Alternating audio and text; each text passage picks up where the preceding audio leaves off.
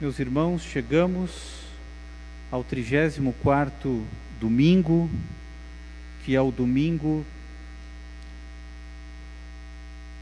da solenidade do Cristo, Rei do Universo. E nos deparamos com esta página da Escritura Sagrada, que juntamente com outras inúmeras passagens da Escritura e também ensinamentos da tradição da Santa Igreja e do magistério da Igreja, nós temos essa realidade clara, sempre ensinada, sempre proclamada, sempre advertida por todos, em todos os lugares, que é do nosso fim último, das últimas coisas. Concluímos hoje, e nessa semana, agora que virá, a 34ª semana, o nosso ano litúrgico. É o final, o fechamento, o fecho, a amarração do ano. E já no domingo que vem, nós já teremos o primeiro domingo do Advento, das 4 semanas com que nós aguardamos o Natal de Nosso Senhor. E nesses 2 primeiros domingos do Advento, nós recordamos e trazemos novamente, de forma atual, justamente novamente essa questão dessa segunda vinda de Jesus e o fim do mundo, e os outros 2, mais próximos do Natal, nós nos focamos mais na primeira vinda de Jesus, que foi no Natal. Mas, diante dessa palavra que nós temos de hoje, do último julgamento, do juízo final, nós fazemos um recordo do nosso catecismo, né? Nós sabemos que nós temos essa realidade da morte, que é separação da alma e do corpo. Depois nós temos imediatamente o juízo particular, e aí a partir desse juízo, aqueles que serão recebidos no céu, na glória de Deus, na glória dos céus com Deus, aqueles que descerão imediatamente para o inferno, para o fogo do inferno com o diabo e seus demônios por toda a eternidade, e aqueles que ainda que são salvos, que receberão a salvação, mas que ainda antes dessa admissão ao céu, terão aquele momento de purificação da sua alma, que nós chamamos de purgatório ou purificatório, que é justamente esse fogo do amor de Deus que nos purificará para que, livres de toda a pena temporal devido aos nossos pecados, nós cheguemos à visão de Deus. Mas hoje nós temos ainda esse elemento também do juízo final. O nosso destino eterno, ele é definido no exato instante da nossa morte. Quando a nossa alma se separa do nosso corpo, imediatamente estamos diante do juiz dos vivos e dos mortos, que é Jesus Cristo, e ali recebemos já o veredito, se morremos na amizade com Deus, perdoados dos nossos pecados, confessados em estado de graça, seremos para sempre para o céu. Ou se morremos na inimizade de Deus, com pecados mortais não confessados, ou com uma vida errada, sem arrependimento, seremos afastados de Deus para sempre. Mas esse juízo universal, que é diferente do juízo particular, e que se aqui acontecerá e ocorrerá no último dia da história, no momento, por ocasião da segunda vinda de Jesus Cristo na parousia, na segunda vinda de Cristo, no último dia, no fecho da história, ele tem finalidades. E aqui eu aponto 5 finalidades fundamentais. Para que um juízo final, se a nosso destino eterno, nossa alma já é julgada no exato instante da nossa morte, e já estamos então no céu, no purgatório ou no inferno? E um dos primeiros razões, finalidades deste juízo universal é para mostrar, para que fique retratado e demonstrado o castigo que merecem os ímpios pelas consequências históricas dos seus pecados, e também o contrário. O prêmio é recompensa eterna que receberão aqueles que agiram e seguiram a vontade de Deus. E aí nós podemos pensar em alguns exemplos assim, né, que a gente tem. A igreja nunca disse, nem pode afirmar, nenhuma pessoa, esta pessoa está no inferno. A igreja proclama aqueles que estão na glória dos céus, que são os santos. os bem-aventurados e os santos. Esse a igreja tem a convicção, a certeza de que estão no céu. Mas a igreja nunca proclamou oficialmente no seu magistério alguma pessoa específica que esteja no inferno, né? A gente não pode dizer, né, que grandes pecadores da humanidade, que a gente não precisa nem citar, estejam necessariamente, forçosamente no inferno. Nós não sabemos. Não quer dizer que não estejam, mas nós não podemos afirmar isso, né, diferentemente daqueles que estão no céu. Mas no juízo final, nesse que nós acabamos de ouvir no Santo Evangelho, não será definida a sorte eterna de cada um, essa já estará definida. O que vai ficar retratado e demonstrado para todos é justamente o castigo daqueles que, as consequências daqueles pecados, porque assim nós sabemos que assim como a vida, por exemplo, de um São Francisco de Assis, de um Papa João Paulo II, de uma Madre Teresa de Calcutá, enfim, de todos os santos, como essas vidas elas tiveram frutos e trouxeram frutos e consequências de graça para a humanidade e salvação, assim também aquelas pessoas que viveram uma vida errada, e não apenas os grandes e públicos pecadores, mas cada um das pessoas que viveram a sua vida negativa, vai ficar retratado justamente todas as consequências, todas as decorrências e consequências históricas e concretas decorrentes daquele mal, daquele pecado cometido. Lá será o balanço da história. Um segundo objetivo desse, e uma segunda razão desse juízo final é: faz Deus que fará justiça para todos os justos que morreram caluniados, e também os maus, porque muitos maus e pecadores morrem muitas vezes com uma boa fama, e muitos santos e bons morrem em desgraça perante os homens, com má fama. Então esse momento do juízo final será justamente para desmascarar aqueles que, julgados pelo mundo como grandes personalidades, vai ficar retratado o seu mal e a sua máscara cairá. Assim como também aquelas pessoas santas e justas que no silêncio viveram a sua vida de santidade, mas que morreram esquecidas ou mesmo injustiçadas. Essa justiça será feita nesse juízo final. Há uma terceira razão ainda para esse juízo universal. Porque no juízo universal, no último dia, com a vinda do Senhor, aqueles que ouvirem a voz do Filho de Deus, os mortos ressuscitarão, todos ressuscitarão. E a palavra de Deus nos diz: uns para a recompensa eterna e outros para a confusão, para a vergonha, para o castigo eterno.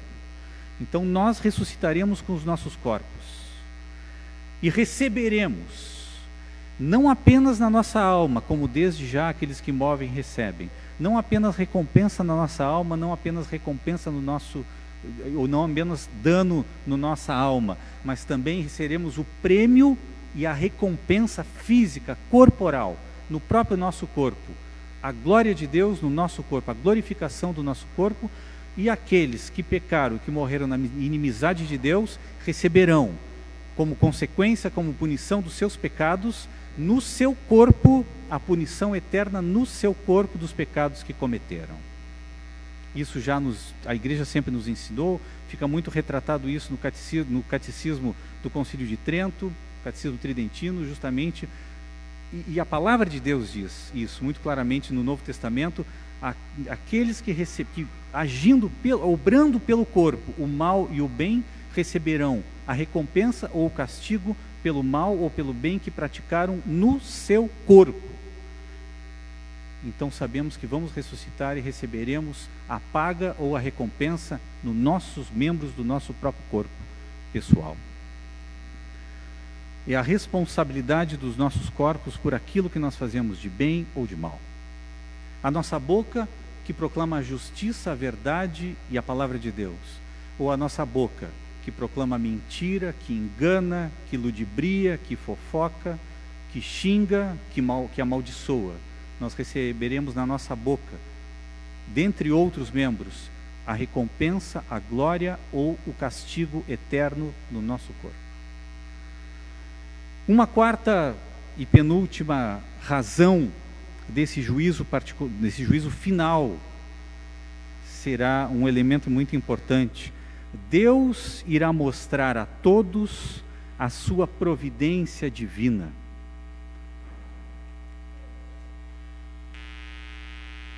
a providência de Deus. Aquele dia em que tudo irá para o seu devido lugar. Aquelas coisas que nós vivemos na nossa vida e tão duramente nós vivemos, experienciamos, olhamos e perguntamos: por que, Senhor? Por que isso aconteceu? Por que isto é assim? Aquela providência de Deus, aquela vontade de Deus que governa todas as coisas, mas que muitas vezes, ela, para nós, neste momento ao menos, nós não temos resposta para isso. As grandes injustiças, as grandes tragédias, as grandes tristezas, as grandes desgraças, aquelas situações de injustiça, de mal, de pecado, que elas não recebem a justiça devida no nosso tempo. Nós não vemos a justiça de Deus acontecendo, pelo menos nós não enxergamos isso. Deus governa todas as coisas, mas aos nossos olhos, muitas vezes algumas coisas ficam sem resposta. O próprio Papa Bento XVI, vocês se lembram daquele fato que ele visitava aquele campo de concentração de Auschwitz, se não me engano, foi, e que fez uma oração naquele local, lembra, Padre Miguel? E ele mesmo, o Papa Bento XVI, olhando aquela realidade, aqueles fornos, aqueles lugares onde aconteceu aquelas situações medonhas e desgraçadas que aconteceram lá nos campos de concentração, e aí ele mesmo fazia essa reflexão diante de Deus. Ele perguntava, o Papa Bento XVI perguntava: Senhor, onde, Senhor, tu estavas quando essas coisas todas aconteceram? Onde é que tu estavas, Senhor? Onde é que tu estavas, Jesus? Onde é que tu estavas, Pai? Onde é que tu estavas, Espírito Santo? Onde tu estavas, Santíssima Virgem Maria, Mãe de Deus e nossa Mãe? Onde é que tu estavas quando todas essas coisas medonhas aconteciam? Onde tu estavas, Senhor? O próprio Jesus, que na cruz ele clamou: meu Deus, por que me abandonastes? Aquelas tragédias que todas nós sabemos, aquelas grandes injustiças que ficam por isso mesmo, pelo menos aos nossos olhos, e que nós não conseguimos enxergar as razões. Lá, nesse dia do juízo final, Deus irá mostrar, vamos entender, vamos compreender por quais caminhos Deus conduziu todos os fatos e todos os acontecimentos para o cumprimento do seu desígnio benevolente. Como Deus, mesmo em meio à liberdade dos seres humanos, governa, conduziu o mundo para o seu fim último. Lá nós entenderemos todas as coisas. Neste dia do juízo final, todas as coisas ficarão esclarecidas para nós. Deus nos revelará.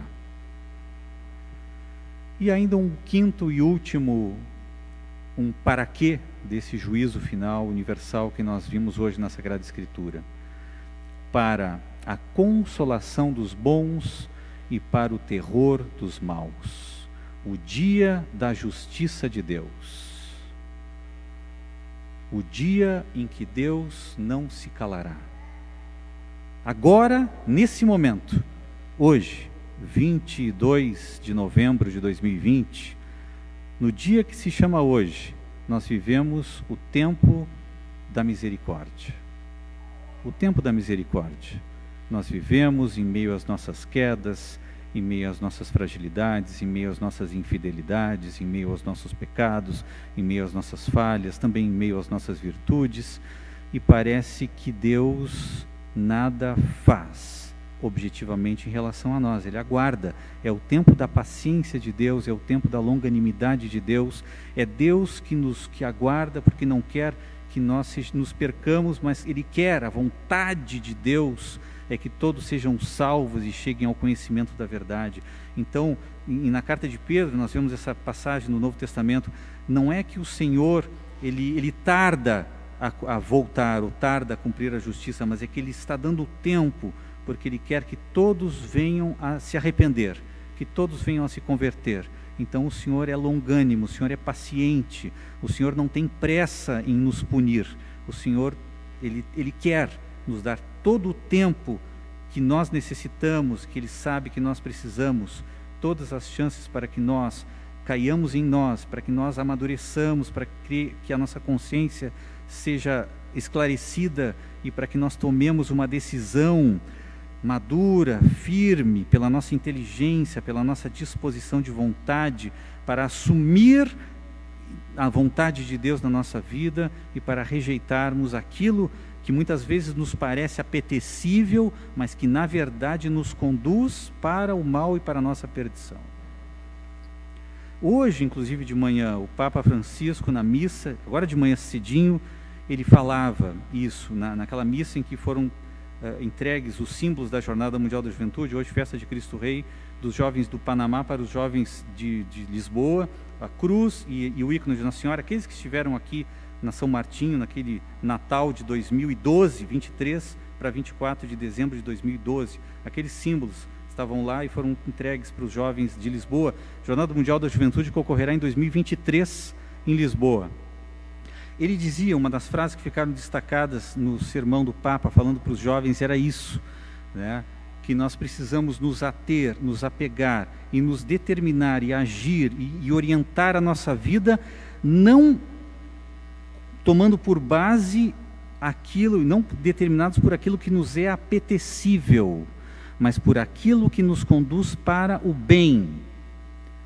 Muitas vezes o bom, ele não é necessariamente se confunde com o bem. Às vezes o bom, ele nos leva para o mal, e às vezes o ruim, o sensivelmente ruim, nos leva para o bem, né? Então nós precisamos nos conduzir determinados, não por aquilo que nos sentimentalmente, emocionalmente ou sensitivamente nos é agradável, sim, pura e simplesmente, mas para aquilo que nos conduz para o bem.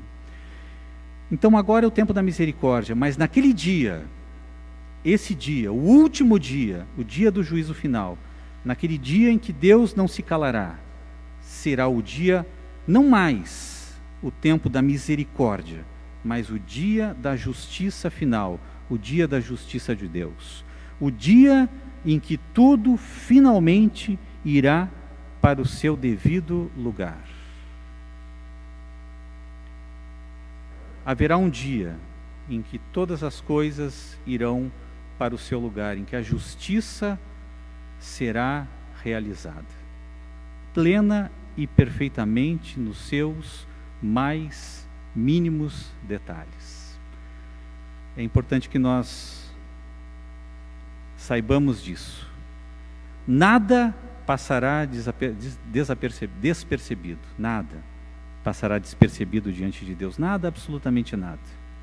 Assim como o Senhor nos assegura que nem mesmo uma folhinha cai de um ramo de uma árvore sem que Deus saiba e sem que Deus permita, se uma folha não cai de uma árvore sem que Deus veja e permita, muito menos as ações dos seres humanos, das pessoas, sejam elas quais forem, passarão despercebidas diante do amor, mas da justiça de Deus também.